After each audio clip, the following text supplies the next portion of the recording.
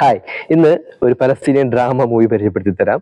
Annmary Jaseer സംവിധാനം ചെയ്ത Ben I സോയു. വളരെ രസകരമായിട്ടൊരു സിനിമയാണ്. ചെറിയൊരു പടമാണ്, 1.5 മണിക്കൂറാണ് പടത്തിന്റെ ഡ്യൂറേഷൻ.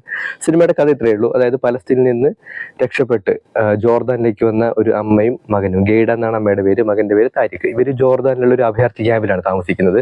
അങ്ങനെ ഇവർ പലസ്തീനിൽ നിന്ന് കുടിയേറി വന്ന ആൾക്കാരാണ്, ജീവനും കൊണ്ട് രക്ഷപ്പെട്ടു വന്ന ആൾക്കാരാണ്. അങ്ങനെ ഈ ജോർദാനിലെ ക്യാമ്പിൽ ഓരോ ജോലികളൊക്കെ ചെയ്ത് ജീവിച്ചു പോകുന്ന സമയത്ത് ഈ ക്യാമ്പിലേക്ക് ഓരോ ദിവസവും ഇതുപോലെ അഭയാർത്ഥികൾ പലസ്തീനിൽ നിന്ന് വരുന്നുണ്ട്. അപ്പോൾ ഓരോ ട്രക്ക് വരുന്ന സമയത്തും ഈ താരിഖ് പുറത്തു പോയിട്ട് നോക്കും. ഇവന്റെ അച്ഛൻ മിസ്സിംഗ് ആണ്. അപ്പൊ ഇയാള് ജോർദാനിൽ തന്നെയുള്ള വേറെ ഏതെങ്കിലും അഭയാർത്ഥി ക്യാമ്പിൽ ഉണ്ടോ എന്നറിയില്ല, അതുപോലെ തന്നെ പലസ്തീനിൽ നിന്ന് രക്ഷപ്പെട്ടോ എന്നറിയില്ല. ഇയാളെ കുറിച്ച് ഒരു വിവരവും ഇല്ല. പക്ഷെ ഈ ചെക്കന് തീരെ സെറ്റ് ആവുന്നില്ല. ഈ ഒരു അഭയാർത്ഥി ക്യാമ്പിൽ തീരെ ഇവന് ജീവിക്കാനേ പറ്റുന്നില്ല. അങ്ങനെ അതിന്റെ അടുത്ത് തന്നെ സ്കൂളൊക്കെ ഉണ്ട്, ഈ അഭയാർത്ഥികൾക്ക് പഠിക്കാനുള്ള സ്കൂളൊക്കെ ഉണ്ട്. അപ്പൊ ഈ ചെങ്ങായിക്ക് ഒരു പ്രശ്നമുണ്ട്. അതായത് ഇവൻ നല്ല മാത്തമാറ്റിക്കലി ആൾ അടിപൊളിയാണ്, പെട്ടെന്ന് കണക്കുകൾ കണക്ക് കൂട്ടും, മൾട്ടിപ്ലിക്കേഷനും കാര്യങ്ങളൊക്കെ വളരെ ക്വിക്ക് ആയിട്ട് തന്നെ ചെയ്യും. പക്ഷെ ഇവന് വായിക്കാൻ പറ്റില്ല, അങ്ങനെ ഒരു ഡിസേബിലിറ്റി ഉണ്ട് ഇവന്. അപ്പോൾ ഒരു ദിവസം ഇവൻ എന്ത് ചെയ്യുന്ന വെച്ചാൽ ഈ ക്യാമ്പിൽ നിന്ന് ഇങ്ങനെ ഇറങ്ങി നടക്കും. ക്യാമ്പിൽ നിന്ന് അവൻ ഇറങ്ങിപ്പോവും.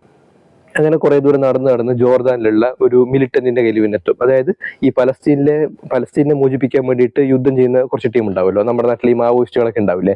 അതുപോലെ തന്നെ പലസ്തീനെ വിമോചനത്തിന് വേണ്ടിയിട്ട് പോരാടുന്ന ജോർദാനിലെ ഒരു ഗ്രൂപ്പിന്റെ കയ്യിൽ ഇവനെത്തും. അങ്ങനെ ഇവരെന്ത് ചെയ്യും, ഈ കുട്ടിയെ താരിഖിനെ കൊണ്ട് അവരുടെ ക്യാമ്പിലേക്ക് പോകും. അങ്ങനെ ആ ക്യാമ്പിൽ ഒരു മെമ്പറാക്കി മാറ്റും. അവന് പരിശീലനവും കാര്യങ്ങളൊക്കെ കൊടുക്കും. ചെറിയ 8-9 വയസ്സ് പ്രായമുള്ള ഒരു ചെറിയ കുട്ടിയാണ്.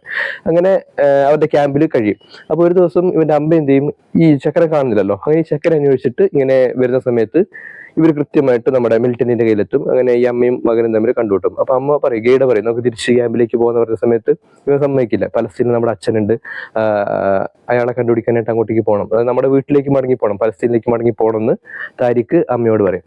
അങ്ങനെ ഇവൻ തിരിച്ചു വരാനായിട്ട് തീരെ കൂട്ടാക്കില്ല. ഒരു ദിവസം രാത്രി ഈ മിലിറ്ററിന്റെ ക്യാമ്പിൽ എല്ലാവരും കിടന്ന് ഉറങ്ങുന്ന സമയത്ത് നമ്മുടെ പയ്യൻ താരിഖ് എന്ത് ചെയ്യും, അവിടെ നിന്ന് എസ്കേപ്പ് ആവും.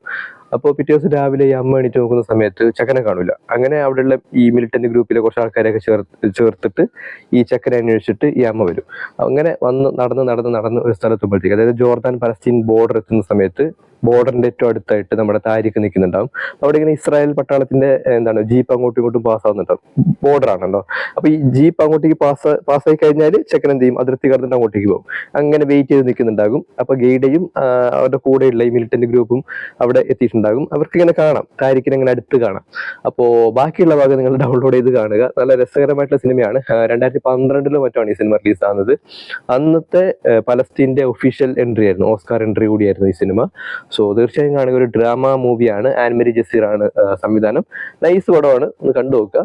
ഇതാണ് ഇന്നത്തെ സിനിമ.